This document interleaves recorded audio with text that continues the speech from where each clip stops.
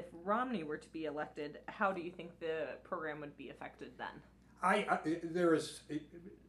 There's no question that, at least in terms of the stated positions of Romney, and more than the stated positions, the actions of Representative Ryan, who had sponsored a couple plans in the House of Representatives, that the program could be very adversely affected, and the sort of theme of the book, that Medicaid has proven resilient and durable, would be a turnaround. This is something I discussed, by the way, at some length in the last chapter of the book. There are two parts to this, I think. One is both Governor Romney and Representative Ryan want to repeal the Affordable Care Act. Now, it remains to be seen whether there be sufficient majorities in the Senate and the House to do that. But there's no question that even if it were just Romney in the White House, he could do a lot to slow down the implementation. So why would it? But assuming they can muster majorities in the House and Senate, they want to repeal the Affordable Care Act. Hence, they want to repeal the Medicaid expansion built into the Affordable Care Act. Again, initially, some 16 million people were to get coverage. That would go away. The second thing that both of them have committed to is to convert Medicaid from a fiscal entitlement to the states, where if you in New Jersey just decide to spend 50%, or X amount on the program, the federal government is obligated by law to come up with the remaining 50%. They want to convert it to a capped block grant, where they would say, New Jersey, here's how much money we're going to give you. And you have to come up with some match for this money, probably. But if you decide you want to spend more, don't count on us to, more than that cap, don't count on us to help you.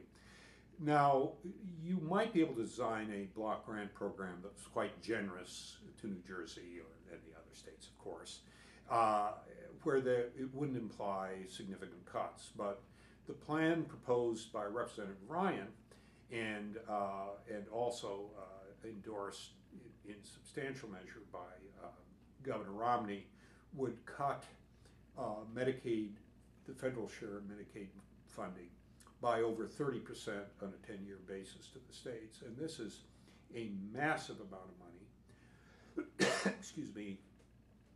All the independent analyses of this suggest that, given the fiscal pressures states face, it's not like they're sitting on ample treasuries where they can, if the federal government doesn't do it, they could just easily step in and do this.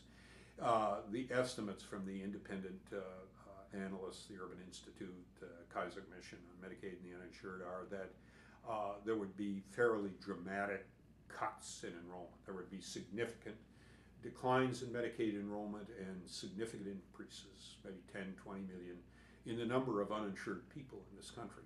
So if they are in a position to muster the policy support, or I'm sorry, the political support in Congress for what they've stated they want to do, it could have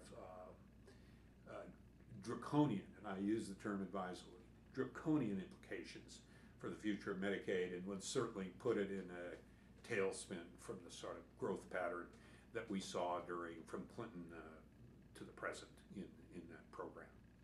I think a lot of whether that happens, if Mr. Romney is the president, a lot of it, and the Republicans control Congress, the degree to which cuts are severe will depend on Republican governors. Do they say, because they're going to be left with this fiscal problem if the federal government pulls the plug on money, so will they say, it's too harsh, we're with you, we're part of the partisan team, but you can't do anything this drastic or our lives are going to be miserable and we're going to be left with a bunch of excruciatingly painful cuts to impose on people with disabled children, people in nursing homes and so forth.